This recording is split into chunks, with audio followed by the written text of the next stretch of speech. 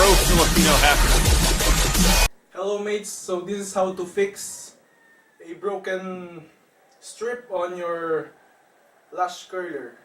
So let's start.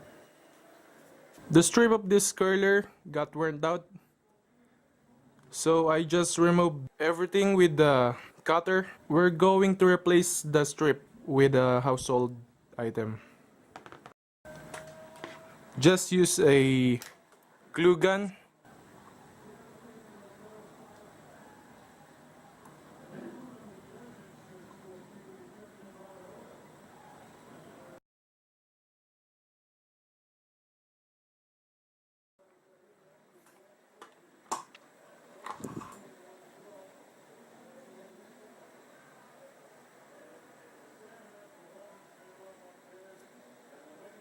Oh shit.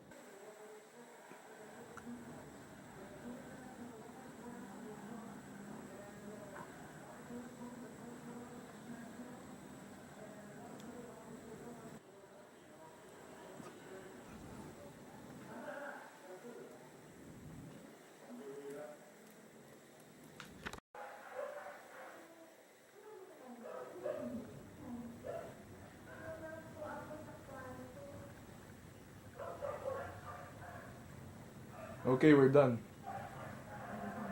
Thank you for watching, and if this video helped you, consider leaving a like and subscribing to this channel. This channel is all about DIYs and how to fix some simple problems. So see you next time.